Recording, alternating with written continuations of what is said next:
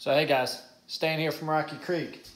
What do we do when we have way too many green tomatoes? I'm about to show you.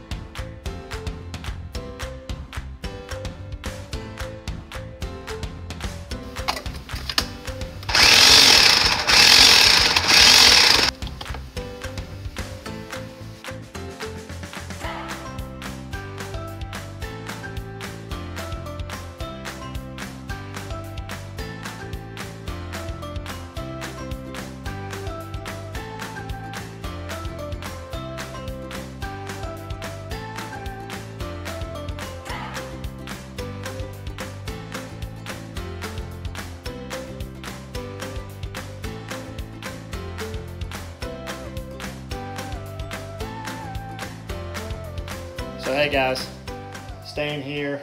If you're new to our channel, me, my wife, and my 2 children, we have a small family homestead that we just recently started when we left the city about a year ago.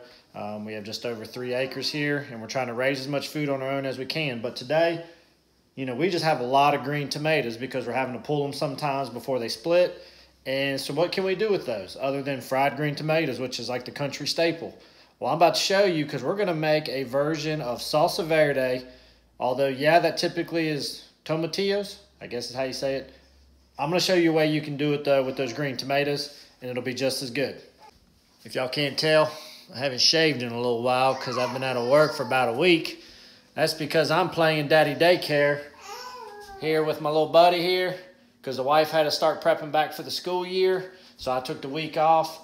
And because I'm also taking care of this wild man right there. You say hi to everybody? Huh?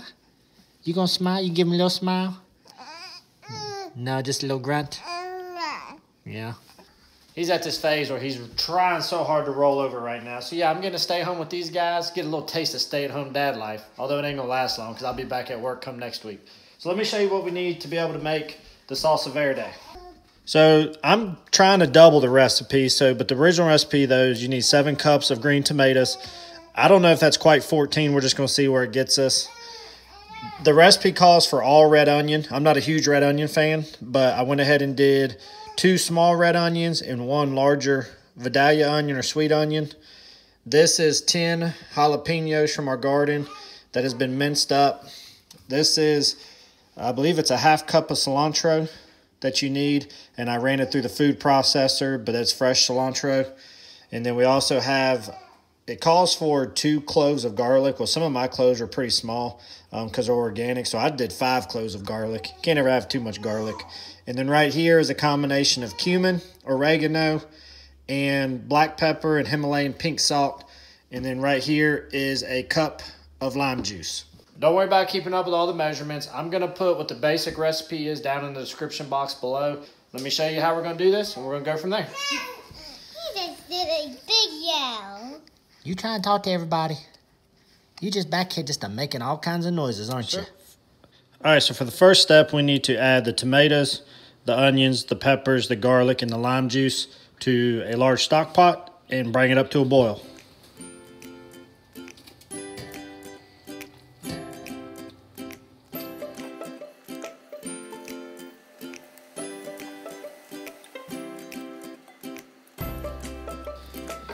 Now this is designed technically to be kind of more of a liquidy type salsa, but what I do to try to counterbalance that to a certain degree is I use a slotted spoon like that to ladle it out of the bowl that I've had it sitting in, and you can see how much liquid that leaves behind.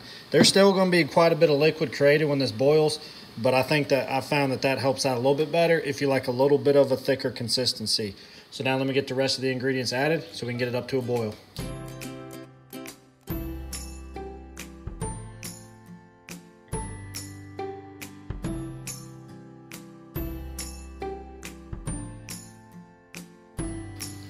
So you can see all those nice colors, the red onion, the jalapenos, the garlic, and the green tomatoes. We're gonna get this all combined up, and we're gonna go ahead and get it up to a boil, and then we'll add the last little bit of ingredients, and then you jar it up.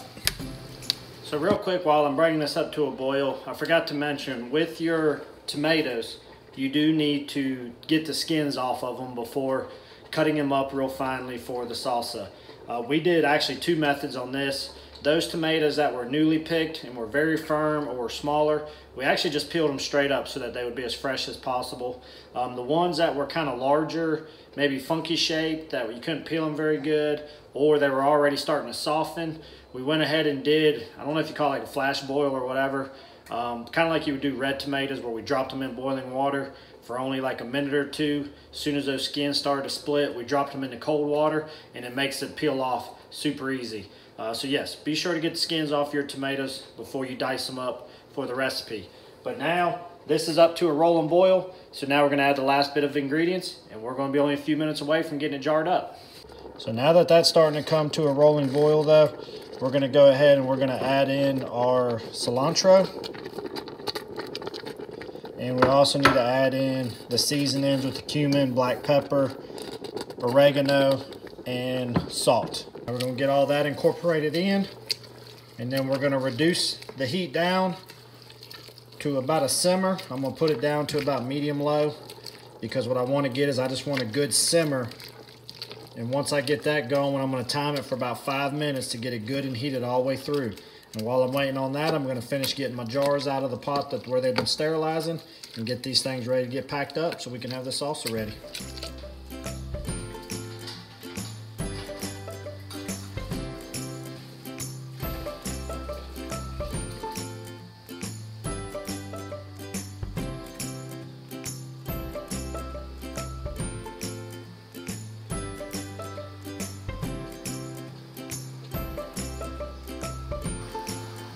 All right, so the salsa's been cooking for 5 minutes on slow boil now.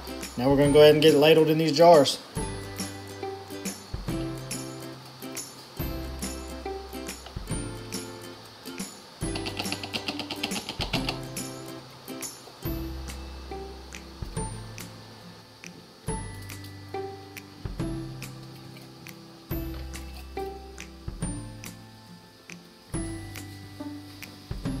So I did completely forget though to film, to hit the record button, but of course I wiped off the rims, got the lids put on, got the bands put on.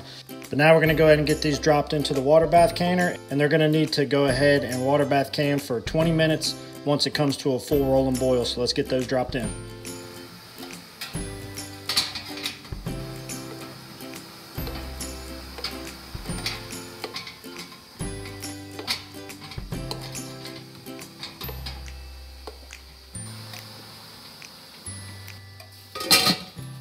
We're boiling, so now we're gonna do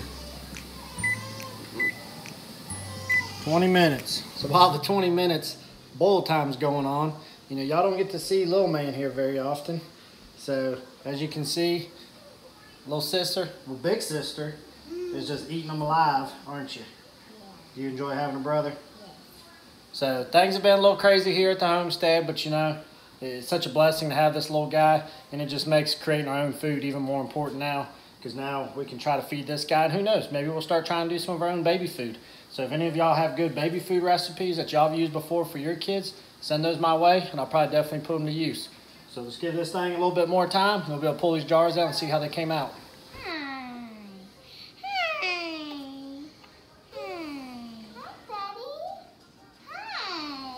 Do you love your brother? Yes. Would you rather have had a sister, or are you glad you have a brother? I'm glad I have a brother. You didn't want a sister? No. Oh, okay. Is he your best friend? Yes. I'm not your best friend? Oh, you replaced me. Well, 20-minute timer just went off. Let's get it pulled out, see how it came out. So what I will do before I take them out completely is we'll let them sit here for about 5 minutes, just to try to let them, so it's not such a drastic change since they did a 20-minute processing time. Anytime I get more than about 10 minutes of processing, it's better just to leave them in the canner for about 5 minutes, raise them up, and then drop them onto the towel, just so there's not such a drastic change in temperatures that could result in siphoning or other issues and not getting proper sealing. So that's why you want to do that.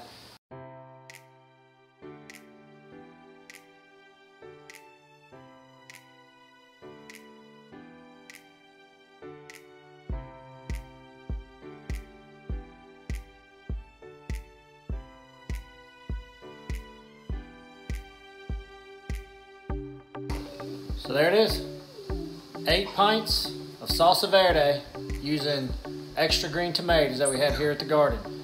But does it taste good? Let's find out. So with our recipe today, we ended up with 6 pints that we were able to can, but then I also have this whole thing full, which if I were to guess would have probably been just over another pint.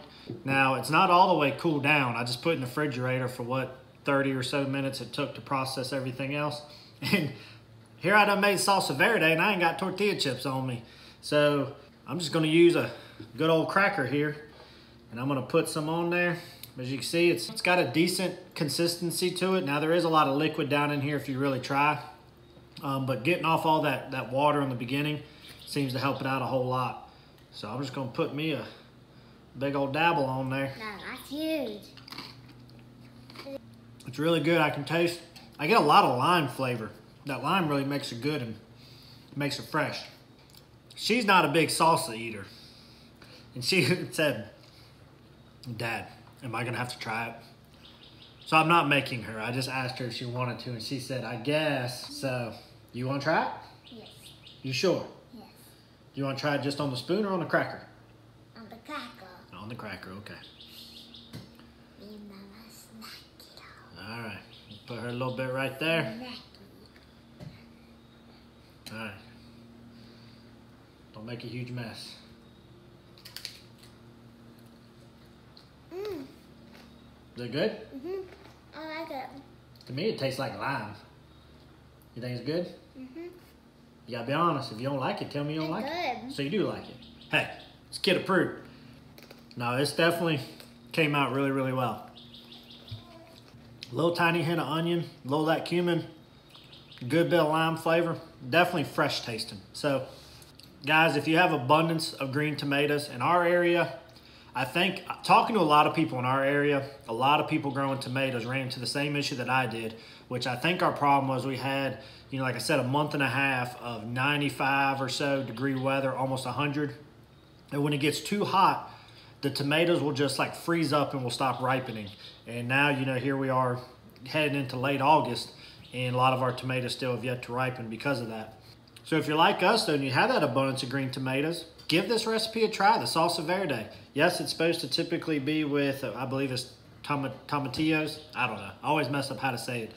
But you can totally do this awesome salsa with green tomatoes as well. So I highly encourage you to give it a try. Once again, I'll throw the recipe down in the description box below. I modified it a little bit for my own liking, just because I used whatever tomatoes I had along with the other stuff. But in terms of the actual ingredients, I used all that they listed. I just modified the amount slightly. So guys, appreciate you coming along with us. I hope everybody's having a great week. I'm gonna go back to hanging out with little man here and getting to enjoy this time before I have to go back to work myself. So until then, y'all be good. We'll see you here real soon on the next video. See y'all.